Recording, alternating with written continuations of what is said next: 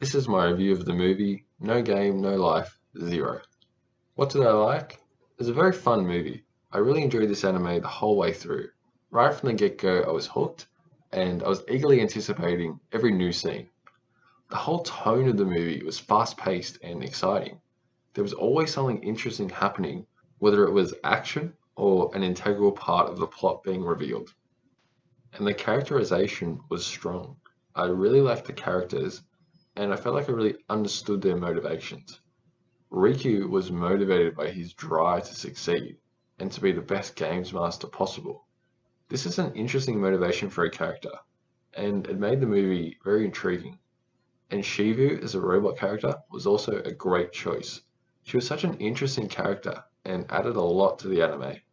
Her interactions with Riku was one of the strongest aspects of the movie, and it made for several funny moments that caused me to genuinely laugh.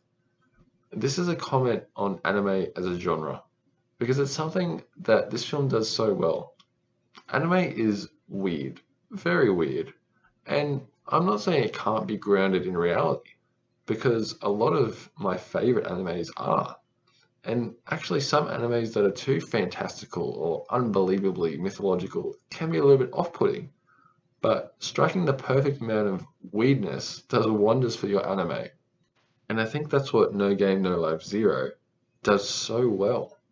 Just the premise of a teenage boy finding an attractive robot girl and they build a connection together, plan to save the dimension. That's weird. Throwing the added sexual tension and their eventual impromptu marriage just makes it all the more weirder, but in a weird and wonderful way, not in an off putting way. I think that deep anime fans will understand what I mean. Something I appreciate about the genre is its sense of freedom to explore weird and alternative aspects of characters and storylines. It's something that I've always appreciated when done well, as is the case here. Now, the last 15 minutes or so of the movie, the part at the end where Tet, the god of the games, explains everything and the fight for the kingdoms is set up as one big game, that was done so well and it was absolutely earned. And I'm also a big sucker for mythology. So to see all the different fairies and elves defending their own kingdoms, that was very cool. I appreciated that. And the movie set up this incredible ending and they delivered as a big earned payoff. I felt like everything they were building towards paid off and I very much enjoyed it. What did I not like? I don't remember any big one thing that I didn't like about this anime. At least nothing that comes to mind. I thoroughly enjoyed it.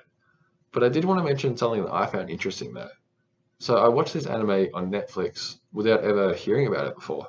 So after I watched this movie, it was one of the best anime movies that I've ever seen. And I soon found out that it was based on an anime TV series. I felt safe to assume that I would like the No Game, No Life TV series because I love the movie so much. The same characters, same world. This is what I reasoned.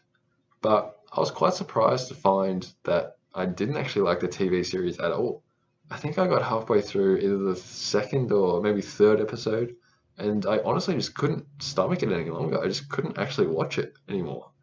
The characters were the same, but the whole style was off. It was so different. It was honestly like it was written by completely different writers.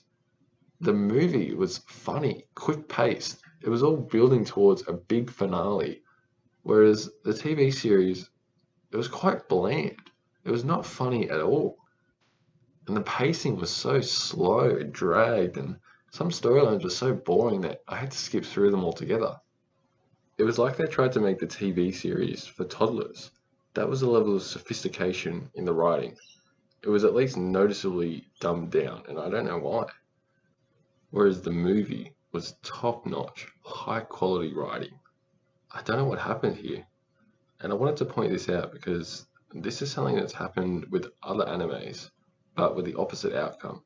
So, for example, I was first introduced to Violet Evergarden through the movie, which I really enjoyed. And lo and behold, I ended up really liking the Violet Evergarden TV series as well. Funny that. And this also happened with Neon Genesis Evangelion, but the other way around. So I was first introduced to that series through the two movies first, and one was a recap, but I really took a liking to them. So I thought, well, I better watch the TV series because Neon Genesis Evangelion is possibly the best anime TV series, short of Pokemon, that I've ever seen. But the reason that I like both the movies and the TV series for these animes is that they were very similar in tone and style, whereas No Game No Life completely shifted in tone, style, and possibly even target audience between the movie and the series. And I just can't think of a good reason as to why they did this, because as I said, Neon Genesis Evangelion and Violet Evergarden didn't do this. I thoroughly enjoyed both the movies and the TV series for both those animes, so I'm not quite sure what happened here. But anyway, no matter how bad the TV series is for No Game No Life, I still really enjoyed the movie. That didn't detract from my love for this movie, and it is a great, excellent anime film. So I'm going to give the No Game No Life movie a 9. Thanks for listening to my review. Check out some other videos on my channel for more anime and Pokemon related content.